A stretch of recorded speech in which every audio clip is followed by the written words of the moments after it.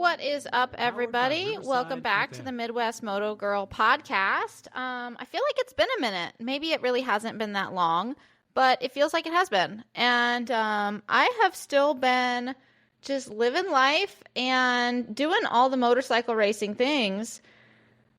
So we're just going to jump right into it. And hopefully you guys don't get lost along the way, because normally I make some kind of like script or show notes for my episodes. And I didn't do that today. I'm just rolling with the punches and we're going with it. So it's Wednesday, June 4th, as I'm recording this. It's Global Running Day. And I just finished a 5K run with one of like the running shoe stores in Lincoln, Nebraska. They did like a big event to celebrate Global Running Day. So I'm also still kind of like on this endorphin rush from that too. So hopefully today's episode is kind of fun and kind of lighthearted. And yeah, basically I have been racing motorcycles, obviously. I've talked about that in a lot of my previous episodes. Last weekend, I raced at my home track in Hastings, Nebraska with AHRMA. And AHRMA is a vintage race club. AHRMA stands for American Historic Racing Motorcycle Association, I believe, or something very similar to that. And so I actually got my race license with AHRMA 2 years ago at this event at Motorsport Park Hastings. So like it was a little bit nostalgic at the same time, but it was like the best weekend that I've ever had at Hastings. And I've been going to Hastings for like 8 years. So the fact that this was like my best weekend, I feel like it's like up there. It's at the top. There's been a lot of really good weekends at Hastings, and this one just topped them all. And I'm hoping that the next or the next after that will top this one, because it was phenomenal. So AHRMA ran practice on Friday, and then we raced Saturday and Sunday. And I didn't really need to go out for practice on Friday. Like I know the track, but I kind of was using it as like a test in tune kind of day, which worked out perfect because I definitely needed that. After my, after racing up at CRA in Minnesota, where Brainerd is like a really fast track, I went home that weekend being like, I want a quick shifter. And then I did a track day at Hastings. And at the end of that track day, I was like, I want a quick shifter. So after I told myself at two events that I wanted a quick shifter, I went and bought a quick shifter for my Yamaha R3. And I spent way too much time installing that thing. It's supposed to be like plug and play.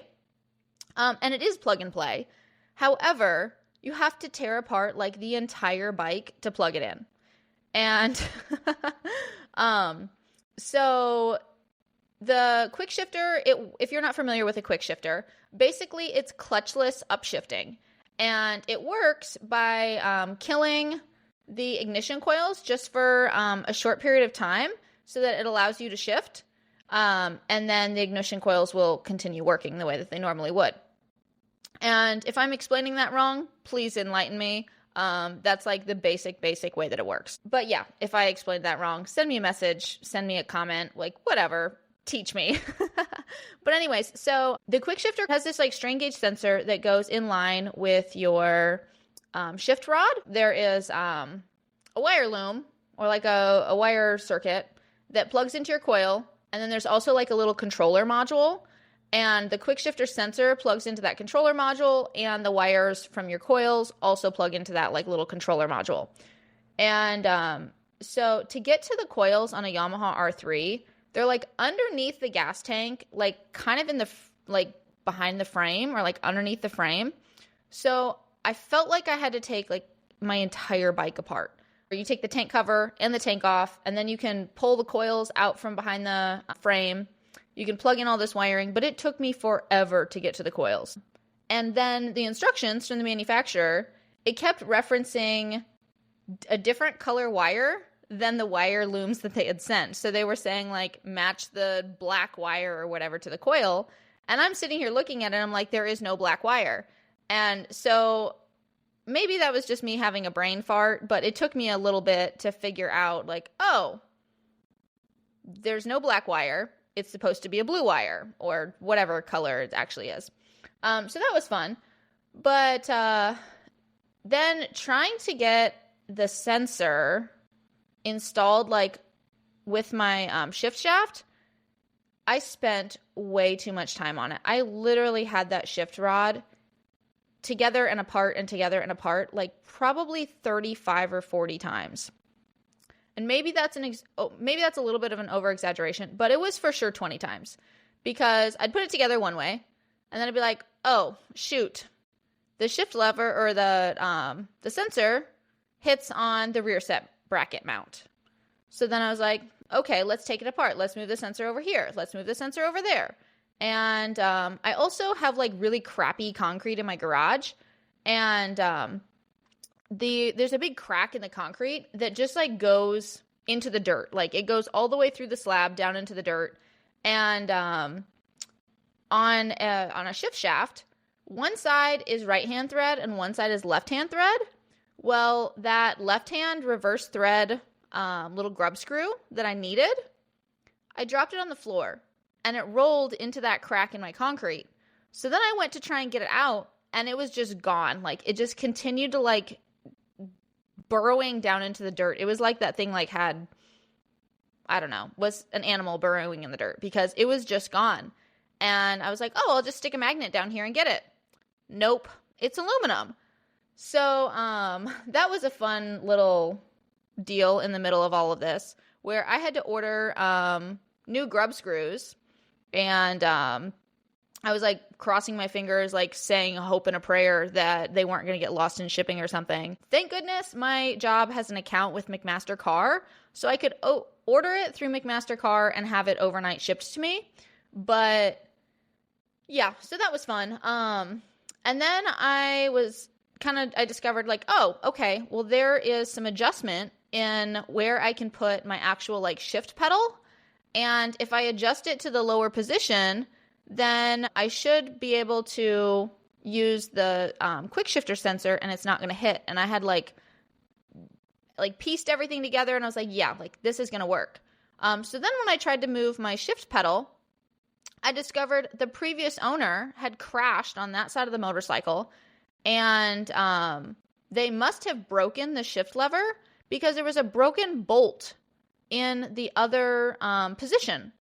So I couldn't even move the shift lever down. I ended up taking the whole rear set off, taking it to work, and thank goodness I have basically a machine shop right outside of my office. And I was able to ask one of the guys that I work with, like, hey, can you get this broken bolt out of this for me? Like, I need it today so that I can go to the racetrack tonight and put this all back together.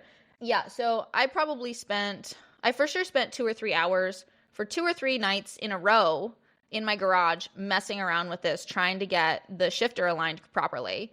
And then I found this broken bolt. So I just said, well, I guess I'm going to the track with my shifter all torn apart, and I will figure it out when I get there.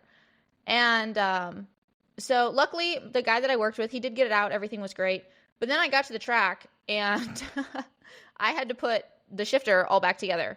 And it was kind of funny because as I was driving to the track, I texted one of my friends that was going to be there, and I said, hey, do you want to replay AHRMA 2023 and stay up all night helping me with this shifter?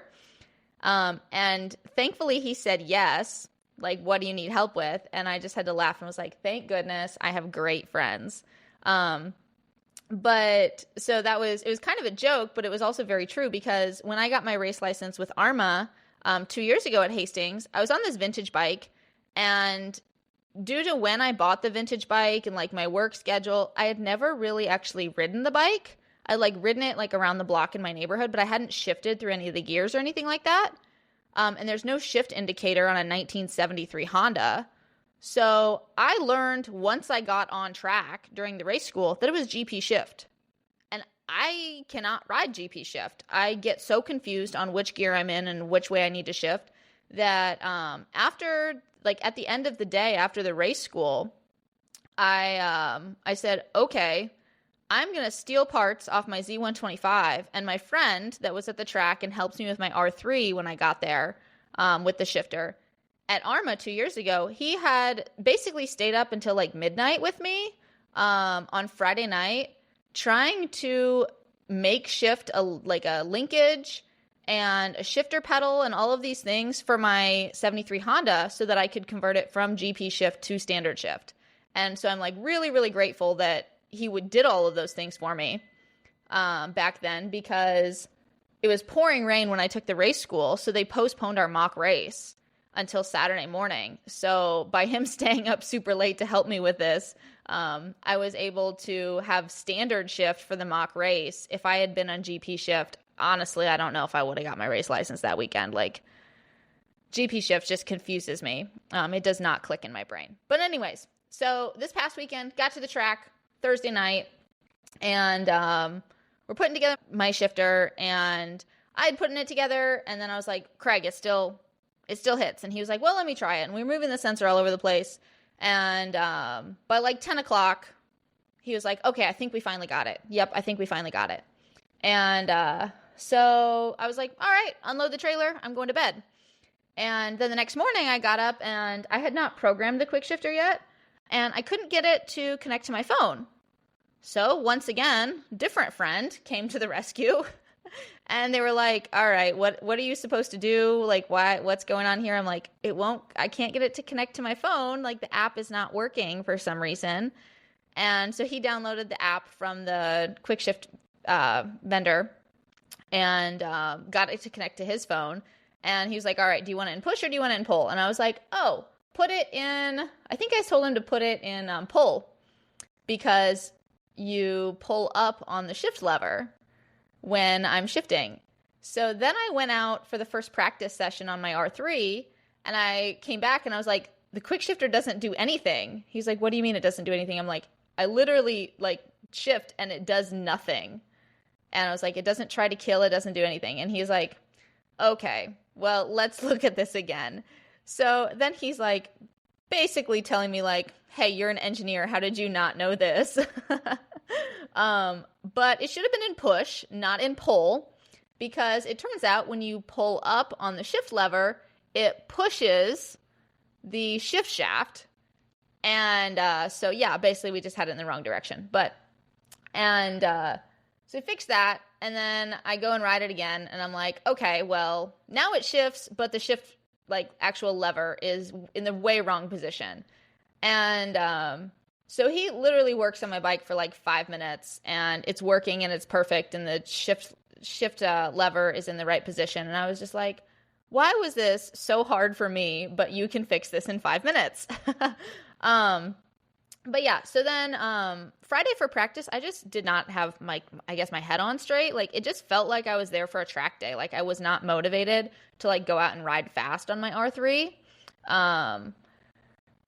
But the main reason that I did practice was, like I said, kind of like a test and tune. So I did the test and tune stuff with the quick shifter, kind of got used to it a little bit on my R3. And then I also was racing my 73 Honda in a vintage class over the weekend. So I was like, you know what? I've been working on my Honda for a couple of weeks. I have not ridden it in 2 years. I should probably at least put some laps on it. And like, let's just stop and talk about vintage bikes for a second, because I do not know what I was thinking when I said I want to buy a vintage bike and go vintage racing. Vintage bikes are so cool to look at. They're great if you really like to tinker, but if you really want to get after it and like ride, that's not what they are meant for. And I'm sure the technology was like top of the line 55 years ago, but it is definitely not something that I want to do a whole lot of riding on. Because I went out for the first practice and I got on my Honda and I was just like, oh my God, this bike sucks. So I'm like going on to track entry and I'm in like second, maybe third gear. And I just feel like the whole bike like vibrating and shaking. And I'm like, oh God, like my feet are about to vibrate off the pegs right now. And then I get on the track and I'm like accelerating and it just accelerates so slow. It has drum brakes in the front. So I'm like coming up on a corner and I'm pushing on the brake lever or pulling the brake lever in. And it's like doesn't feel like it's slowing down. And so I was basically like, all right, we're just going to ride it out. Like, we're just going to roll off the throttle and just look through the corners. And it is what it is. Like, just don't crash. So I am glad that I got like a few laps on it on Friday. It did run really good. It didn't leak anything all weekend long, which was fantastic. For whatever reason, it seemed 2 years ago, every time that I rode it, it seemed to leak something, whether it was oil or gas or a combination of both. Yeah. And so then Saturday morning, I went out for practice on my Honda, and it kind of felt like it was like cutting in and out around like 6,000 or 7,000 RPM. So I was like, okay, well, I'll clean the carburetor. And so I did that. And the carburetors were clean. Like there was nothing in the jets. So I was like, well, like it is what it is. I'm going to go out for the race. Whatever happens, happens. If it cuts out or not, I don't care. But when I had put it back into my stand, it has like a wheel chock stand. And I must have been in a false neutral because I kick-started it and it started up first kick. And then it like idled for maybe 30 seconds. And then it like lurched forward in the stand and it killed itself. And I was like, huh, okay. So then we got it into like actually into neutral. And I'm kicking it and it won't start. It like kind of sputtered a little bit, but it didn't actually want to start. And so then my friend that I was pitting with, he kicked it a couple of times. And he was like, well, we can bump start it real quick if you want. He like moved the Kickstarter with his arm. And he was like, Sydney, like there's no compression here. And I'm like, what do you mean there's no compression? And we're like, okay, when it lurched forward, like something happened because he was like, it feels like there's no compression. And I was like, well, shit. Okay. So I was like, well, just not going to go out for that race. I'm not upset about it. I'm just going to focus on my other bike and I'm going to have fun and make it a good day. And I still was like a little bit disappointed because I really had it in my head that I could win that race. And so then when I couldn't go out at all, I was kind of like, well, this stinks. Like, I really thought that I could win. And I wanted to find out if that was true or not. But it all ended up okay. I went out Saturday afternoon on my R3 for its race. It races in a class called Sound of Thunder 4, which is basically like 300 and 400 cc bikes, modern bikes. And that race was fun. I had a lot of fun in that race. I didn't have any like crazy super fast lap times. I think my fastest lap was a 49.9, 1 minute, 49 seconds. And so that was actually like tied with basically my fastest lap at Hastings. And so I was like, okay, well, like I'm right on pace. Like I'm not behind pace. Like I'm just right there. But I did kind of get to battle with some bikes. So with AHRMA, because they have so many different classes, they literally have race classes for bikes from the 1920s all the way up through modern sport bikes. So there's like, I don't know, probably 20 different classes of motorcycles that are all racing, or maybe even more than that. And so that they can get through all those races in a day, they combine a lot of classes together. So my Sound of Thunder 4 race, it was combined with the vintage superbike race. So vintage superbikes, they're going to be like your KZ 900s. Basically like probably late 80s-ish Japanese bikes, and they're going to be like 900 to 1,000 cc. So theoretically, those bikes should be faster than modern 300s and 400s, and they have a lot more horsepower. So like obviously they're going to pull us on the straightaways and stuff, but they're like not nimble or agile.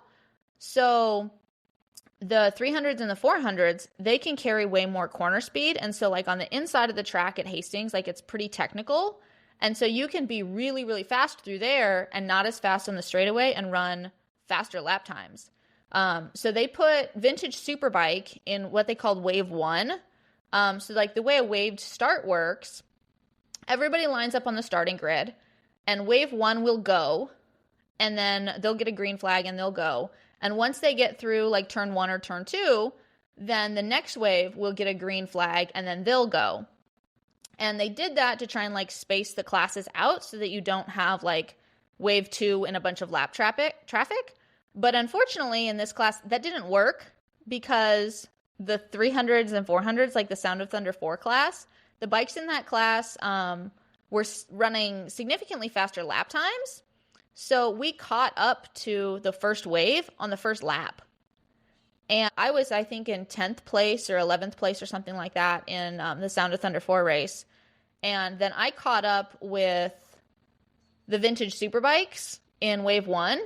And even though they weren't in my class, I still had to like figure out how to get around them. And so I kind of rode with them for a little while, and I was kind of like, it was difficult to figure out how to pass some of them. Because their lines were a little different than the lines that I was on. They didn't know the track maybe near as well that I did. They had more power, so like maybe they were accelerating faster out of some of the corners than I was. And to be honest, I'm just not very good at passing. So I kind of got stuck with them for a couple of laps, but it was still really fun. It was really fun to like have other bikes around me and like be battling with people. And then once I got around the 3 bikes at the end of the vintage superbike class, then I caught up with some other people from my race. And so I was able to pass some people there. But overall, it was a super fun race. And I came back and I was like, that was really fun. Like, I'm ready to go again tomorrow. And it's like a lot of the guys that I race with normally, they did not go to this weekend. So some of them were like texting me throughout the day or like after the race, asking how things were. Like they were looking at lap times online while we were racing. And so they were telling me like, hey, good job. Like blah, blah, blah. Like tomorrow you're going to hit 47s, the one guy said. And I was like, he's kind of crazy, but okay.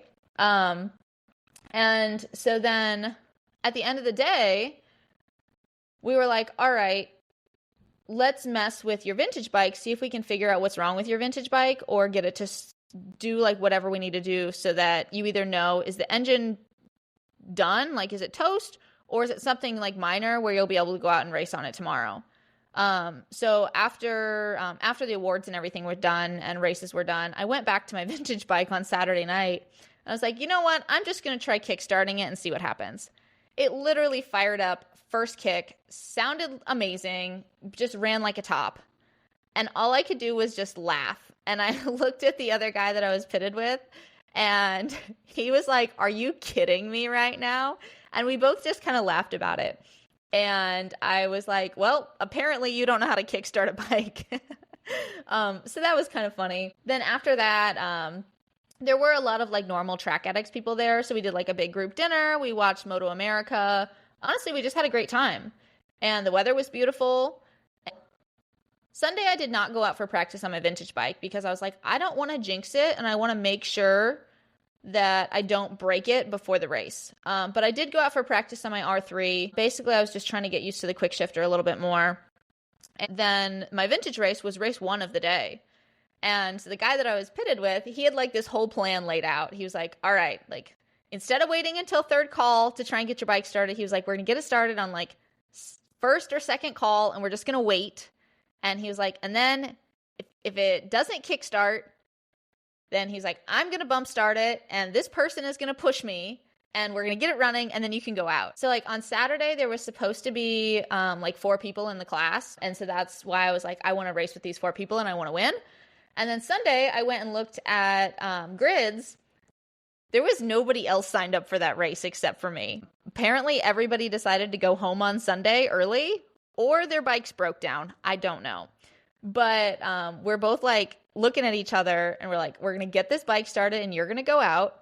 And AHRMA has a rule that if you complete 2 laps of the race before you have a mechanical, that still constitutes you finishing the race.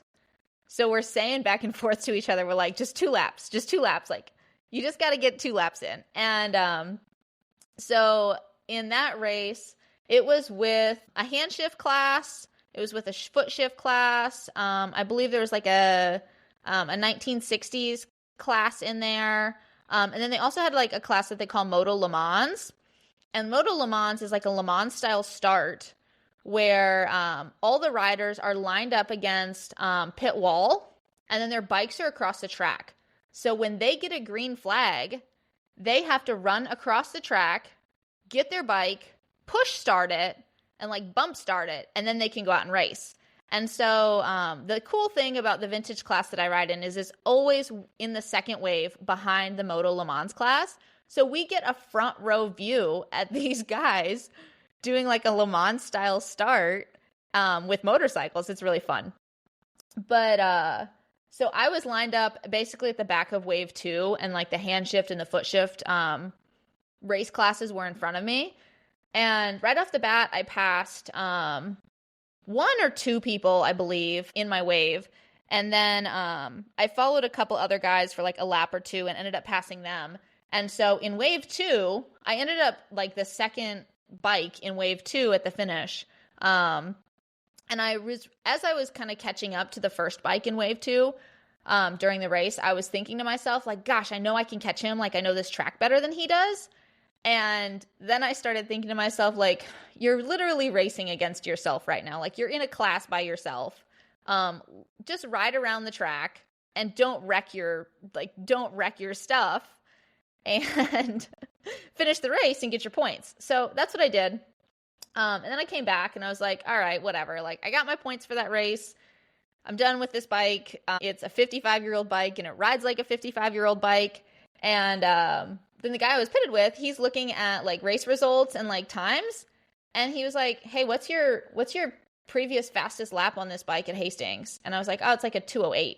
He goes, well, you just ran a 2:03. And I was kind of like, what? Seriously? Which blew my mind. Like, I took 5 seconds off and I was not like pushing it. I never even got into fifth gear during that race. Like, I was not pushing it at all. Like, I felt like I was just doing like riding around like out for a Sunday drive. And part of that, like, or I guess part of the reason I wasn't pushing it is because I don't trust the drum brakes. So I was like, I don't need to accelerate super fast down the straightaways because I don't trust that I can slow down for the corner. And again, I was racing myself, but it was still cool to be like not even trying and shave 5 seconds off my previous PB on a 55-year-old motorcycle that I haven't ridden in 2 years. But then like the rest of the day, my second race, my R3 race, it was at the end of the day. So I basically like hung out and watched racing all day, which is awesome. The weather was beautiful again. And then when I got ready to go out for Sound of Thunder 4 race with my Yamaha R3, I was kind of sitting there and my buddy the night before had texted me and said, you're going to run a 147 tomorrow, like shoot for 147s. And I was sitting there saying like, let's shoot for a 148. And I didn't really believe that I could get a 147. But I went out there and I had a great start compared to what I normally have. And I stayed like right up with the pack, like with the rest of the bikes in front of me until I caught up with wave 1. And so as I'm catching up with wave 1, I basically said to myself, like, I am not having a repeat of yesterday's race where I'm behind these bikes for 2 or 3 laps and I completely lose everybody in my class.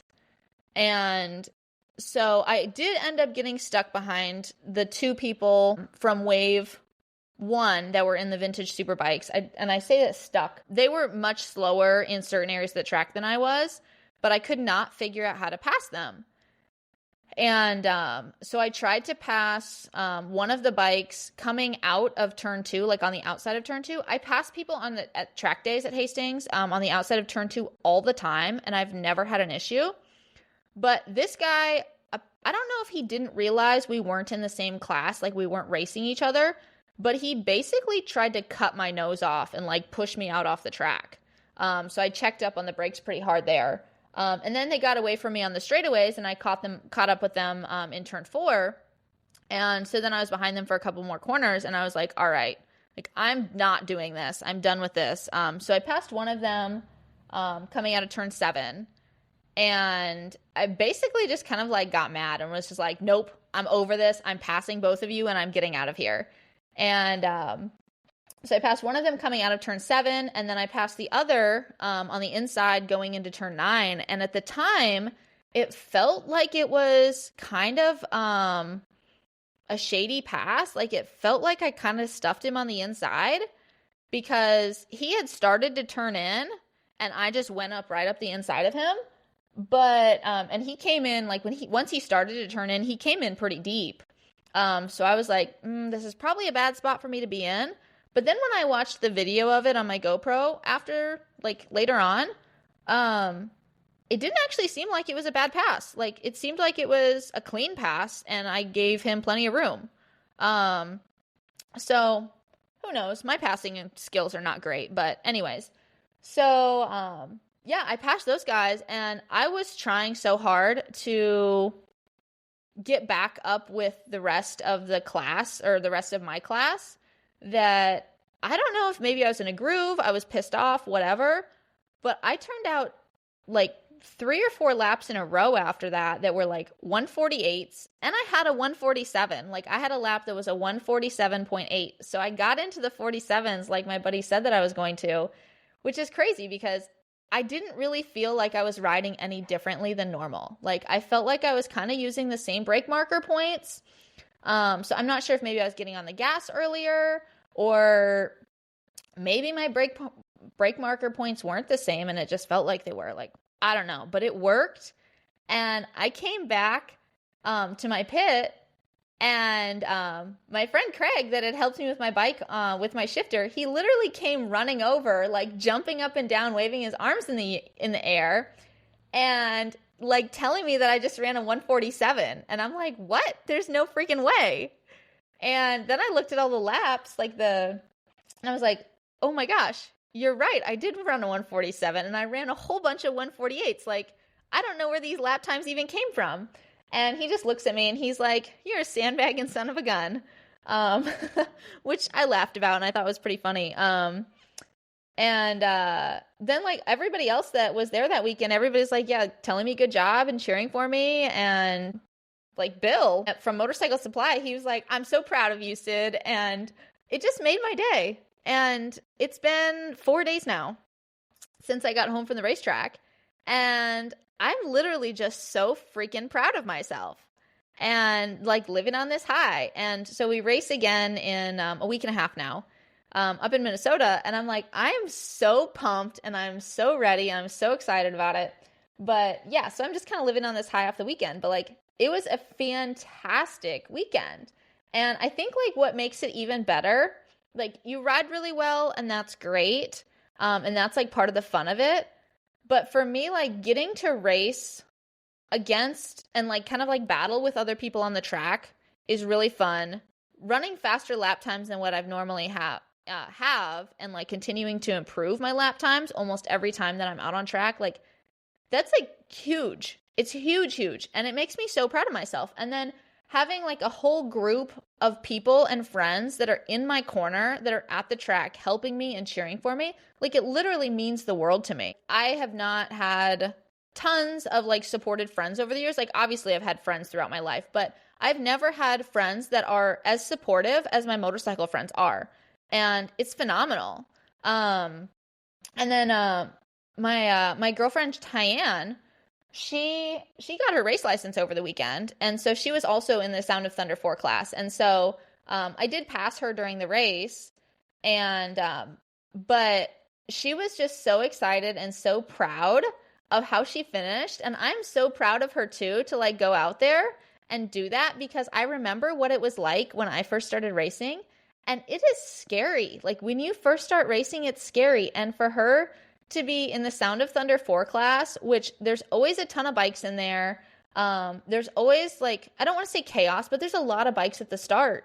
And so for her to be in like starting out in a big class like that, I'm proud of her. And she had a fantastic weekend. She's been like messaging me on social media, and we've been like commenting back and forth on each other's posts like this week, both being proud of ourselves. And I think part of what makes it really cool to see her like getting her race license and kind of like blossoming into like this new motorcycle world is because, like I said, I was there 2 years ago, and 2 years or probably, 2 years before that is when I met Tyann.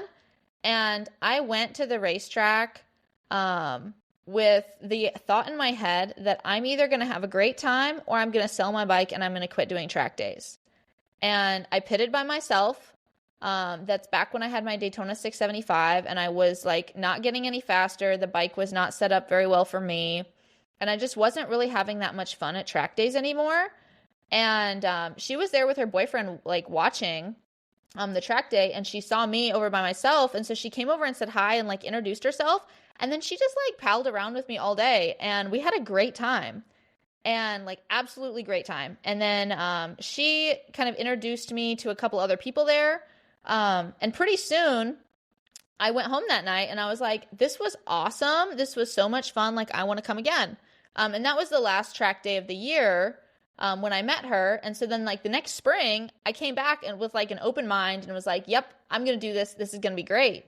And then that's kind of when I ended up meeting all the rest of these motorcycle people that I'm friends with now. And most of them are like some of my best friends. And that never would have happened had I not met Tyann, because I probably would have had a crappy time, gone home and been like, I'm over track days. And I would have sold my bike and I never would have grown into where I'm at now. And so her and I were actually just messaging about that earlier tonight, where she was like, I know that like the universe had our paths cross for a reason. And so she had no idea that she had made that big of an impact on me when I first met her.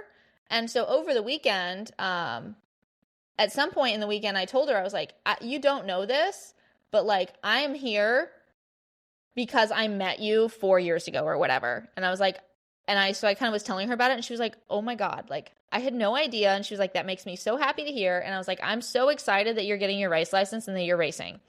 And part of what we were talking about tonight was that she was saying like that my racing journey and like where I was at when I met her versus where I'm at now, as far as like with motorcycling and racing and my skills and track, like lap times.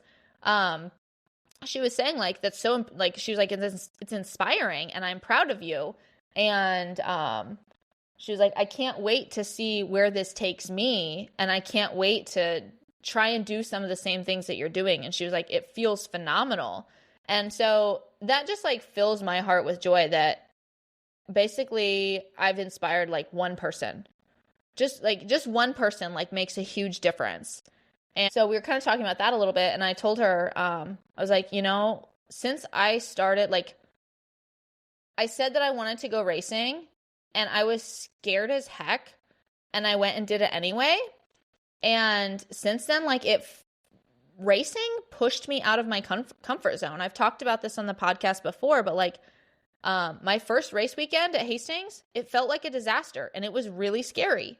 And I honestly didn't know if I was going to get a race license that weekend or not because of all of these bike issues that I had. And every time I went out on grid, I was like, oh my God, this is terrifying, like the start of a race. But then the next race I went to, I wasn't really like terrified of the bike or like of the starts as much. But I drove 8 hours barely knowing anybody going to the race. Like there were some Track Addicts people going that I had talked to a couple of times, but like I didn't know them well. So I drove 8 hours by myself, hoping that I wasn't just going to pit by myself for the whole weekend. Like, hey, I'm here. Like, what do I do, guys? And so I got really lucky there that they kind of like took me in and were like, yep, okay, like come hang out with us. Like, this is what we're doing for dinner. Like, are you hungry? And whatever else. Like, they kind of welcomed me in. But, yeah, I mean, it's just a phenomenal thing. And all of those, everything about that first year racing where I was on that vintage bike, it like pushed me so far out of my comfort zone and I've grown so much from it that it's just really cool to see, like, I feel like I've blossomed and I'm continuing to blossom and to grow from racing. And now to see her being able to do the same thing, it just feels really cool. So I've rambled on way too long. I am still on a high from my run tonight. I'm still on a high from last weekend. I am pumped to be back up with the CRA in Minnesota in a week and a half. And I've got some bike work to do. I need an oil change. I got to change out sprockets before CRA, mount up in a new set of tires. And yeah, I'm really excited. And I had a phenomenal weekend. And I hope that you enjoyed hearing about it. So we will catch you next time. And maybe next time I'll have a script and I'm not just rambling on. But anyways, thanks for listening. Thanks for being here. If you liked this episode, please feel free to hit that follow button so that you get updates every time that I record or post a new episode. If you're enjoying the podcast, please share it with your friends. And you can find me on social media at midwest.motogirl, just like the name of the podcast. Or you can follow my racing page on Facebook. It is Sydney SYDNEY, Gard, GARD, Racing. So thanks for being here. I will talk to you guys soon.